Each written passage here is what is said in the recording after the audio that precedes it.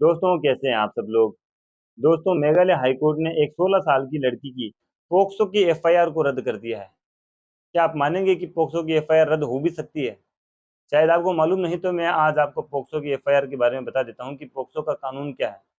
जब 18 साल से कम उम्र की किसी लड़की के साथ में अगर कोई व्यक्ति शारीरिक संबंध बनाता है, चाहे उसकी कंसेंट के साथ में या फिर उसकी विदाउट कंसेंट, वो रेप की श्रेणी में आता है, वो पोक्सो की श्रेणी में आता है। और जब पोक्सो की एफआईआर किसी के ऊपर दर्ज हो जाती है, तो ये समझ लीजिए कि वो एक बहुत बड़े संकट में फंस गए हैं और अब वहां से निकलना बहुत मुश्किल होता है। और इस पोक्सो की एक्ट में अगर आपके ऊपर कोई एलिगेशन लग जाता है, एफआईआर दर्ज हो जाती है, तो ये समझिए कि इसमें आपकी 3 से 4 महीने तक जमानत भी नहीं होती है। तो लेकिन मेघालय हाई कोर्ट ने एक ऐसा जजमेंट पास किया है जिसकी वजह से पोक्सो में जो लोग फंसे हुए हैं, जो लोग जेल में बंद हैं, उनको बहुत बड़ी राहत मिलने वाली है। देखिए, पूरे मामले को हम समझते हैं कि इसमें एक लड़का था जो अलग अलग लोगों के घरों में जाके काम धंधा किया करता था। तो उसका इसी के चलते हुए किसी लड़की से अफेयर हो गया जिसकी उम्र थी 16 साल। उसके बाद में वो लड़का और लड़की मिलते रहे, फ़ोन पे बातें करते रहे। उसके बाद में उस लड़के ने उस लड़की को कहीं अकेली सुनसान जगह पे मिलने के लिए बुलाया। मिलने के बाद में जब लड़की मिलने के लिए अपनी मर्ज़ी से आती है, उसके ऊपर कोई दबाव नहीं होता है। मर्ज़ी से आती है मिलने के लिए, उसके बाद में उन दोनों के बीच में शारीरिक संबंध स्थापित होते हैं। ये होने के बाद में जब घरवालों को पता चलता है, तो ज़ाहिर-सी बात है वो इस बात को एक्सेप्ट नहीं करेंगे और इसी के चलते उन्होंने वो एक एफआईआर उस लड़के के खिलाफ दर्ज करवा दी। अब आपको एक चीज़ और बता दूँ कि जब एफआईआर दर्ज होती है रेप की या महिलाओं से संबंधित कोई भी एफआईआर, जैसे 354 है या पॉक्सो की कोई एफआईआर दर्ज होती है, तो उसमें मजिस्ट्रेट सबसे पहले 164 के बयान लिए जाते हैं, मजिस्ट्रेट के समक्ष वो बयान होते हैं।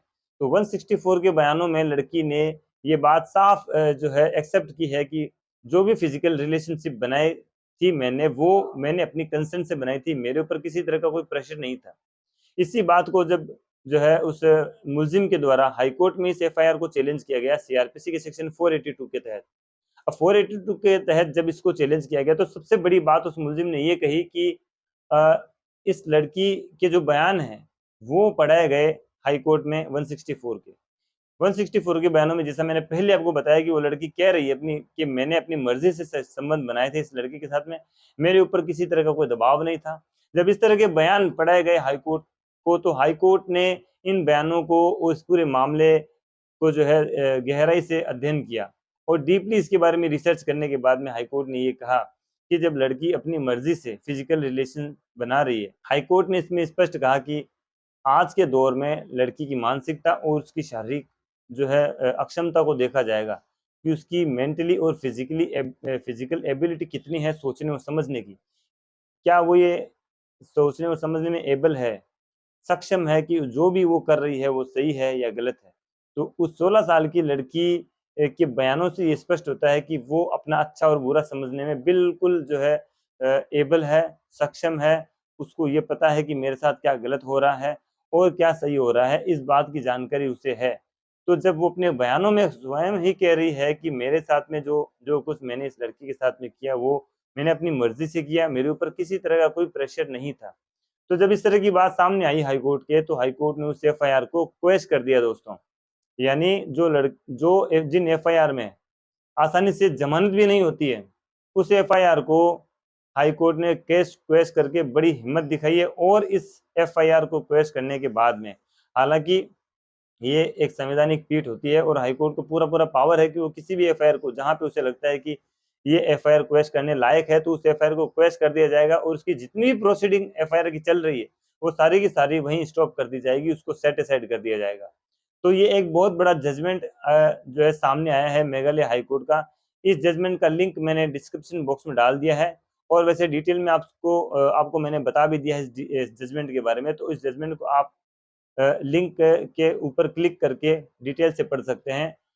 दोस्तों, ये जजमेंट बहुत ही इम्पोर्टेंट है। जो लोग कई सालों से पॉक्सो के अंदर जेल में बंद हैं या जिन लोगों के ऊपर एफआईआर दर्ज हो चुकी है पॉक्सो की और वो जमानत के लिए भागे-भागे फिर रहे हैं, इस जजमेंट को देखकर, इस जजमेंट को सामने रखकर वो अपने ऊपर जो पॉक्सो की एफआईआर दर्ज हुई है, वो खारिज करवा सकते हैं।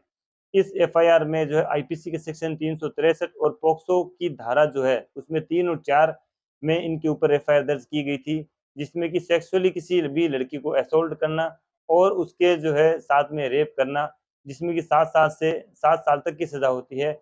और आईपीसी के सेक्शन 363 में जो है अपहरण के बारे में बताया गया है। तो ये पूरी की पूरी एफआईआर मेघालय हाई कोर्ट ने क्वैश कर दी है, उसको सेटिस्फाइड कर दिया है। दोस्तों उम्मीद करता हूँ कि वीडियो आपको अच्छा लगा। इस वीडियो को ज़्यादा से ज़्यादा शेयर कीजिए ताकि ये जो नॉलेज है ये और भी लोगों तक पहुँच सके, और बाकी अगर किसी व्यक्ति की ये चीज़ काम आ सके तो ये बहुत उसके लिए फ़ायदेमंद होगा। दोस्तों ख्याल रखिए, सुरक्षित रहिए, तब तक के लिए जय हिंद।